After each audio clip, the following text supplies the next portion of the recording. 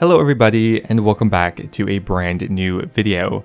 Now today's video is going to be on the guilds of Gielinor, something that I find really fascinating but unfortunately are very underused and some people might even call most of them dead content.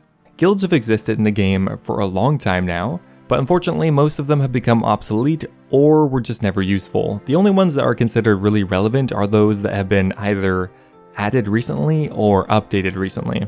Now jagex has even stated that they are looking to do some serious updates to the guilds, and I would be extremely excited with that because one of my favorite pieces of content that have been added recently was actually the farming guild. So today we're going to have a look at the forgotten guilds of Gielinor. We're going to look at what content they have to offer and maybe some things that jagex could do about them to make them a bit more relevant. Anyway guys, I hope you enjoyed the video. If you do, I always appreciate it if you leave the video a like. Always helps out with the YouTube algorithm. Thank you so much, and let's get started. Now starting off at the top here, I'm going to be ordering these from the most relevant to the least relevant, and as I already stated, my favorite guild, and the one I think is actually the most relevant, is the farming guild. Now other guilds have equally as useful stuff in them, but no other guild makes you come back to it as frequently as the farming guild. There is just a ton of different content here, and I think this is a really good example of a guild that has been well done and what I'd like to see from the rest of them. The farming guild truly has so much content in it. Not only does it have every basic patch, it also has a brand new mechanic with the farming contracts. On top of that, it has brand new content including the new Celestris patch, the new redwood tree, and even the anima patch. And of course, let's not forget the Hespori. Now because of that, there are just so many different reasons to come back here and come back here frequently, and that is why I think it is probably one of the best guilds in the game. Alright, next up on the list here we have the Myths Guild, which I think has the distinction of being one of the coolest looking guilds as well as one of the more relevant ones.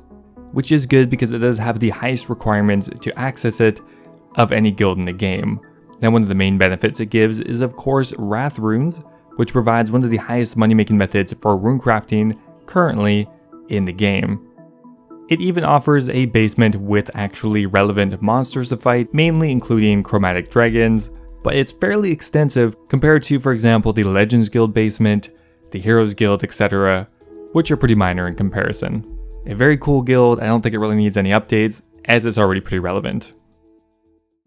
Alright, so next up here we have actually an older guild for once. We actually have the Warriors Guild, which is by far the most relevant guild that hasn't really been updated in a while, which is fairly impressive compared to pretty much all of the other guilds from that era. Now as most people can probably guess, the main and only really useful piece of content in here is the Defender grind. It's the only reason most people come here, but does provide the best offhand upgrade in the game and is required for the Avernic Defender. Now besides that, the guild is unfortunately fairly dead, but that one piece of content really does carry it. It would be nice if the Warriors Guild had a couple more useful things in it, but it still has most of the other guilds in the game beat, so I wouldn't really prioritize it.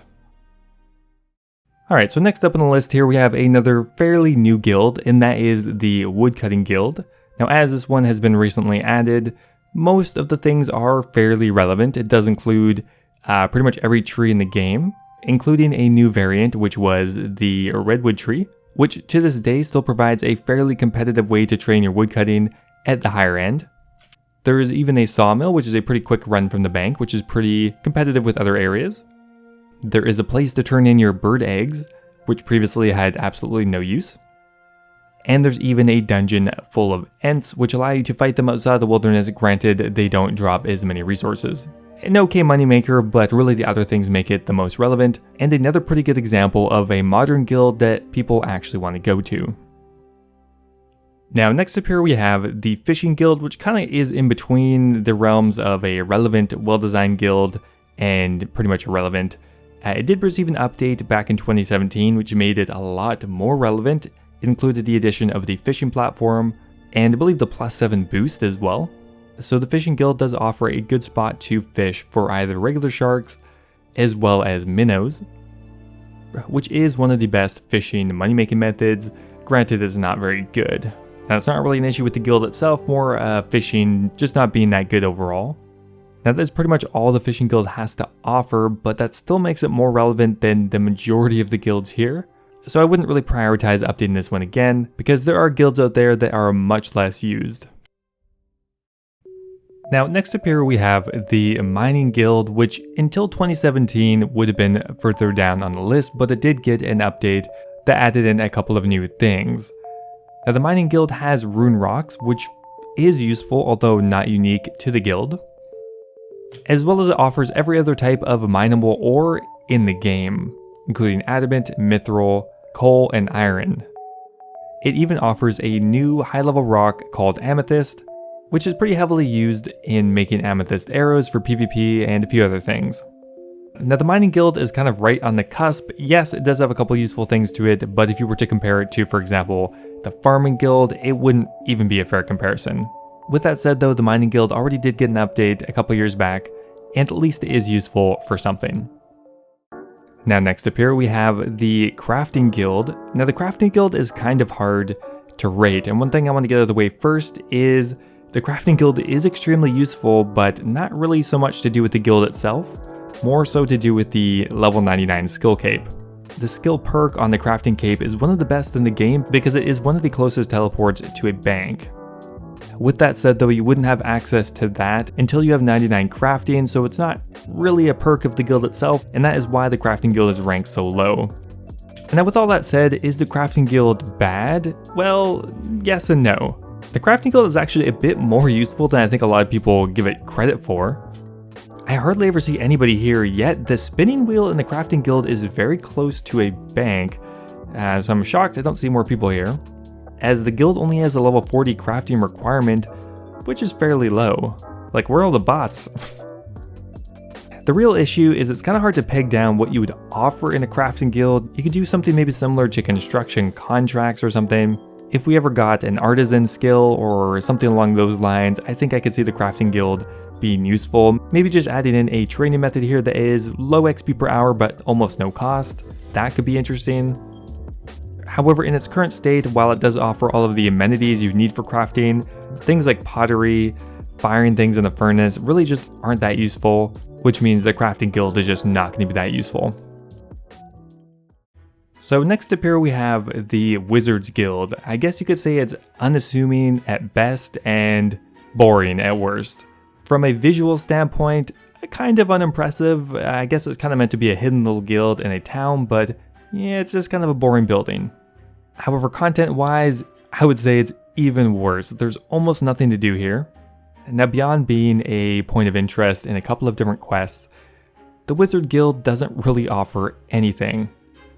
Really, the most useful thing here is the Magic Guild store, which is pretty useful for Ironmen and main accounts who are trying to make a bit of money. There are just a bunch of wizards running around and a couple portals that take you to places that you can't even get back from.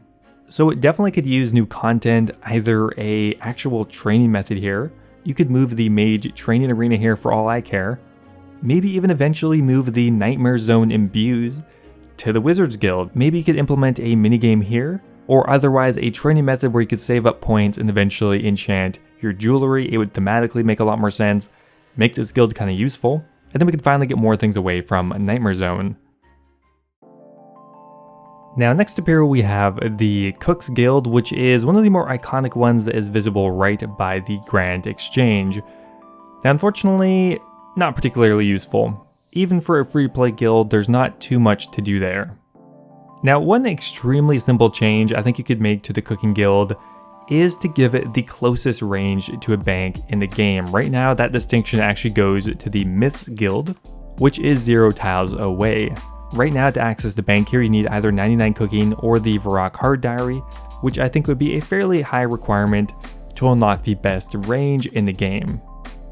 I think that would give the Cooking Guild a fairly good use, as well as not really taking much away from the Myths Guild, which is already fairly useful. Again, it kind of suffers from the same issues that the Crafting Guild does. It does have all the amenities, but those things are just not useful in the game, which means the guild is suffering. Okay, now right here near the bottom is the Arranging Guild. I mentioned it a bit last week, and although I did learn a few new things about it, I would still rank it extremely low. Now, the guild actually has a somewhat useful archery minigame which can provide certain pure accounts competitive experience rates between certain level ranges. Granted, it is a fairly niche use. There's even a secondary minigame here, so there's actually a fair bit of content. Unfortunately, it's just all not that useful and very outdated. I think the actual look of the guild is fairly cool, it's in a good location, it just needs to be brought into the modern era. I think even offering a dungeon that had some ogres in it or anything simple like that could make this at least a viable location to train ranged for most players. Obviously there's a lot more major reworks you could do, but even just a simple thing like that I think would be helpful. And finally here at the bottom we have the quest related guilds, the Heroes Guild, the Champions Guild, and the Legends Guild. Now in my opinion, while these are certainly dead content, there's very few reasons to go here, the Legends Guild being particularly egregious for how high of a level requirement you need to unlock it. With all that said though, I think these are more of points of interest, kind of color for the maps and lore for the quests, more so than they need to actually provide a up-to-date training method or some kind of functionality. Obviously I wouldn't be opposed to changing these, but they are a key character in multiple different quests, so I think for that reason, they do serve a purpose, even if it's not a training method. Anyway guys, that is going to be it for today's video. That's just a quick look at all of the guilds in Gielinor. Let me know down below which guild you want to see reworked, or maybe you want a new guild entirely. Let me know what your top picks would be. Now before I go here, I want to give a massive thank you to Brad Sings, who just subscribed at my Dragon tier of YouTube membership. Thank you so much, man, it means a lot. I'm so shocked that even multiple people did that. It was meant to just be a flex tier. They're joining Tizdoc Bunny, Revolver Ocelot, and Kush Patel, but also another massive thank you to Heathen Lock Games, Base Titch, and Double Talk. Thank you for making the dream possible, guys, I really appreciate it. If any of you are looking for another way to support the channel, becoming a YouTube member is an awesome way to do so. You can be immortalized in any of my videos, get a custom Discord role, and have access to my video schedule. Anyway, thanks again guys, and I'll see you next time.